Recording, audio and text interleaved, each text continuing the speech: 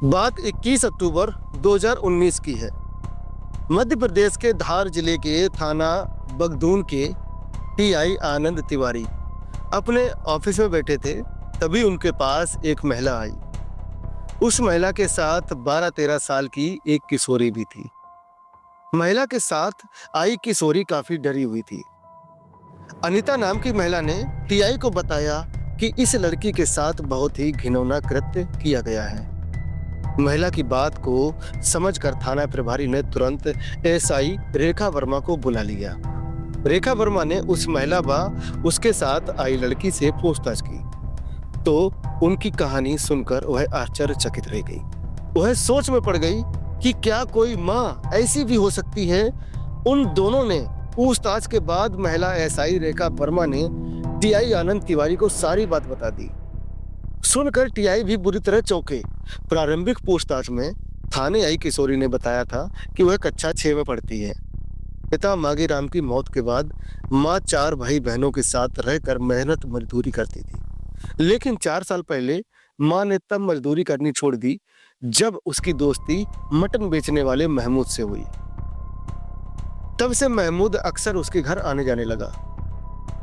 पीड़ित बच्ची ने आगे बताया कि महमूद के आने जाने पर मां सब भाई बहनों को बाहर के कमरे में बैठाकर खुद उसके साथ कमरे में अंदर चली जाती थी। ऐसा कई बार होने लगा तो मैंने एक दिन चुपचाप झांक कर देखा, मां और महमूद पूरी तरह नंगे होकर गंदा खेल खेल रहे थे। मैंने मां को इस बात के लिए मना किया तो उसने उल्टा मुझे डांट दिया और खामोश रहने की हिदायत दी।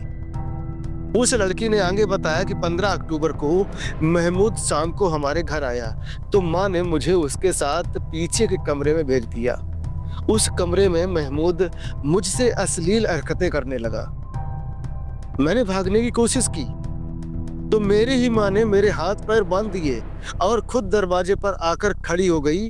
तब महमूद ने मेरे साथ गंदा काम किया।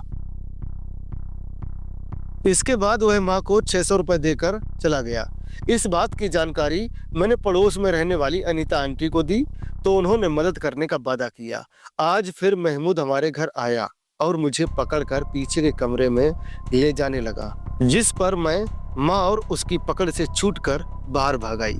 काफी देर बाद जब घर वापस लौटी तो मेरी मां ने मेरे साथ मारपीट की, जिसके बाद मैं आंटी को लेकर थाने आ गई। पड़ोस में रहने वाली अनीता के साथ आई मासूम बच्ची के झूठ बोलने की कोई संभावना व कारण नहीं था, इसलिए टीआई आनंद तिवारी ने उसी वक्त मासूम किशोरी का मेडिकल परीक्षण करवाया, जिसमें उसके साथ दुष्कर्म किए जाने की पुष्टि भी साबित हो गई है। इसके बाद टीआई ने किशोरी की आरोपी मां ऊषा और उसके आशिक महमूद शाह के खिलाफ बलात्कार एवं पॉक्सो एक्ट का मामला दर्ज करके इस घटना की जानकारी एसपी धार आदित्य प्रताप सिंह को दे दी, जबकि वह स्वयं पुलिस टीम लेकर आरोपियों की गिरफ्तारी के लिए निकल गए। दोनों आरोपी घर पर ही मिल गए। आधे घंटे में पुलिस 30 वर्षीय ऊषा और उसके 42 वर्षीय आशिक महमूद को हिरासत में लेकर थाने लौट आई। पूछताछ की गई तो पहले तो मां और उसका आशिक दोनों बेटी को झूठा बताने की कोशिश करते रहे, लेकिन थोड़ी सी शक्ति दिखाने पर उन्होंने सच्चाई बता दी। उनसे पूछताछ के बाद जो हकीकत सामने आई उसने मां शब्द पर ही ग्रहण लगा दिया। कोई कल्पना भी नहीं कर सकता था कि एक मां ऐसी भी हो सकती है।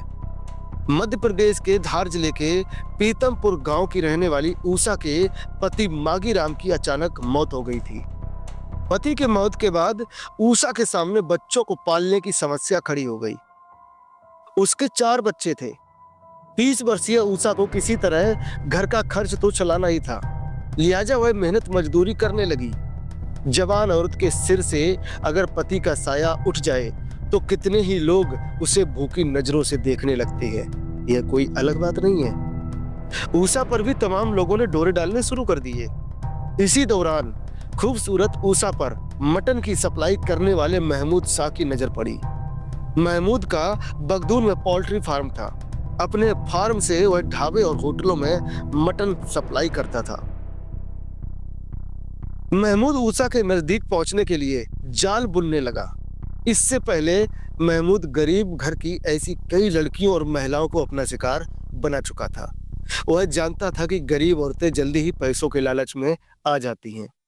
उसने काम के बहाने ऊषा से जान पहचान बढ़ाई और उसके बिना मांगे ही उसे मटन देने लगा। ऊषा ने जब उससे कहा कि वह पैसे नहीं चुका पाएगी, तो उसने कहा कि कभी मुझे अपने घर बुलाकर मटन खिला देना, मैं समझ लूंगा कि मेरे सारे पैसे वसूल हो गए। ऊषा खुश हो गई।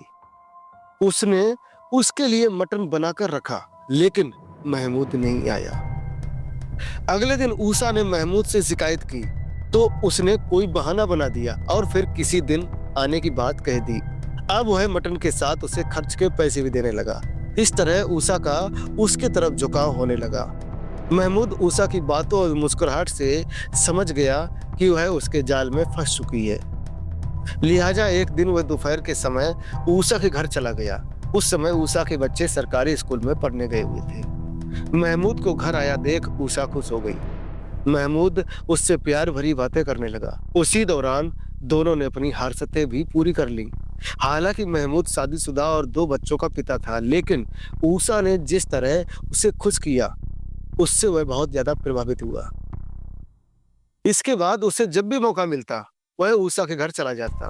कुछ महीनों बाद उसके कहने पर ऊषा ने मजदूरी करना भी बंद कर दिया। उसके घर का पूरा खर्च महमूद ही उठाने लगा। वह भी दिन भर महमूद के साथ बिस्तर में पड़ी रहने लगी। ऊषा की बड़ी बेटी 12-13 साल की थी। माँ के साथ महमूद को देखकर वह भी समझ गई थी कि माँ किस रास्ते पर चल रही है। बेटी ने माँ की इस हरकत का विरोध करने की कोशिश की, लेकिन ऊषा पर बेटी के समझाने का कोई फर्क नहीं पड़ा। उल्टे महमूद की नजर बेटी पर जरूर खराब हो गई। कुछ समय बाद महमूद ने ऊषा को 2000 रुपए देकर बड़ी बेटी को उसके साथ सोने के लिए तैयार करने को कहा। 2000 रुपए देखकर वह लालच में अंधी हो गई और बेटी को उसे सौंपने को तैयार हो गई, जिसके चलते 15 अक्टूबर की शाम को महमूद ऊषा की बेटी के साथ ऐश करने की सोचकर उसके घर पहुंचा। ऊषा ऐसी निर्जल हो गई थी कि वह अपनी कोमल सी बच्ची को उसके हवाले करने को तैयार हो गई। महमूद के पहुंचने पर ऊषा ने बेटी को महमूद के साथ बात करने के लिए कमरे में भेज दिया। उसे देखते ही महमूद उस पर टूट पड़ा तो वह रोने चिल्लाने लगी। यह देख बेदर्द ऊषा कमरे में आई और बेटी की चीख पर दया दिखाने की बजाय उल्टा उसे समझाने लगी, कुछ नहीं होगा, थोड़ा सा प्यार कर लेने दे। तू महमूद को खुश कर देगी तो यह तुम्हें लैपटॉप और मोबाइल दिला देंगे। इस तरह उस माँ ने अपनी बेटी से बोला। बच्ची डर के मारे रो रही थी। वह नहीं मानी तो बेहया ऊषा ने अपनी बेटी के हाथ और पैर बांधकर बिस्तर पर पटक दिया। इसके बाद महमूद को अपनी मन की करने का इशारा करके वह कमरे के दरवाजे पर बैठकर चौकीदारी करने लगी। महमूद बासना का भूखा भेड़िया बनकर उस कोमल बच्ची पर टूट पड़ा। असहाय और मासूम बच्ची दर्द से कराती रही, लेकिन ना तो उस दानव का दिल पसीजा और ना ही जन्म देने वाली माँ का। उसके नाजुक जिस्म को लहूलुहान करने के बाद महमूद मुस्कुराते हुए उठा और अपने कपड़े पहनने के बाद ऊषा को 600 रुपए देकर दूसरे दिन फिर आने को कहकर वहां से चला गया। बच्ची अपने शरीर से बहता खून देखकर डर गई तो ऊषा ने उसे डांटते हुए कहा, नाटक मत कर, हर लड़की के साथ पहली बार यही होता है, तो इससे मरेगी नहीं, 1-2 दिन में सब ठीक हो जाएगा। दूसरे दिन हवस का भेड़िया बनकर महमूद फिर आया, पर ऊषा ने उसे समझाया कि बच्ची अभी घायल है, 2-4 दिन उससे मुलाकात नहीं कर सकते। इस पर महमूद ऊषा के संग कमरे में कुछ समय बिताकर चला गया। इधर डर के मारे बच्ची कांप रही थी। वह सीधे आंटी अनीता के पास पहुंची और उनसे मदद की गुहार लगाई। 21 अक्टूबर को ऊषा ने फिर अपनी बेटी को महमूद के साथ कमरे में भेजने की कोशिश की, जिस पर वह घर से बाहर भाग गई। लौटने पर ऊषा ने उसकी पिटाई की तो उसने अनीता आंटी को सारी बात बताई। इसके बाद अनीता बच्ची को लेकर थाने पहुंच गई। पुलिस ने कलयुगी मां ऊषा और उसके प्रेमी महमूद से पूछताछ के बाद कोर्ट में पेश कर जेल भेज दिया। यह घटना न केवल दिल दहला देने वाली है, बल्कि यह हमारे समाज की सबसे भयावह सच्चाई को भी सामने लाती है। एक माँ की ममता ऐसे कैसे मर सकती है? कि वह अपनी ही बेटी को हवस के भेड़ियों के सामने फेंक दे? यह सवाल हर इंसान को झकझोर कर रख देता है। अब कुछ बेहद गंभीर और अचंभित कर देने वाले सवाल जो हमें सोचने पर मजबूर करते हैं। आप इस मामले पर क्या सोचते हैं, ये हम भी जानना चाहते हैं। क्या एक माँ की ममता इतनी भी कमजोर हो सकती है कि वह चंद पैसों के लिए अपनी ही संतान का सौदा कर दे? यह पतन कहाँ जाकर रुकेगा?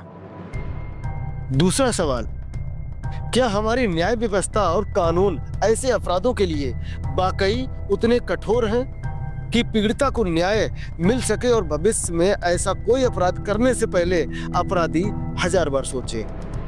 तीसरा सवाल, अगर वह बच्ची अपनी आंटी के पास मदद के लिए नहीं जाती तो क्या यह अपराध जारी रहता? कितनी ही मासूम बच्चियां ऐसी यातना झेल रही होंगी, लेकिन चुप्पी और डर के कारण सामने नहीं आ पा रही होंगी। चौथा सवाल, क्या हमें लड़कियों को सेल्फ डिफेंस और गुड टच बैड टच जैसी शिक्षा बचपन से ही नहीं देनी चाहिए ताकि वे ऐसे खतरों को पहचान कर खुद को बचा सकें? अब एक आखिरी सवाल, महमूद जैसे बहसी दरिंदे सिर्फ ऊषा जैसी मजबूर और लाचार महिलाओं का शिकार ही करते हैं, बल्कि समाज की और भी कितनी बच्चियों की जिंदगी तबाह कर चुके होंगे। ऐसे अपराधी कितने और हैं जो खुलेआम घूम रहे हैं। इस बच्ची को तो न्याय मिल जाएगा, लेकिन मानसिक और शारीरिक तौर पर जो घाव उसे मिले हैं, क्या वे कभी भर पाएंगे? उसका भविष्य कैसा होगा? क्या हमारा समाज उसे अपनाएगा या फिर ताने ही देगा? अपनी राय कमेंट में जरूर दीजिएगा।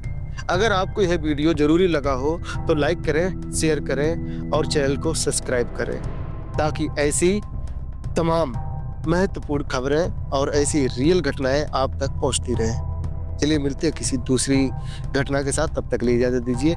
नमस्कार, जय हिंद, जय भारत।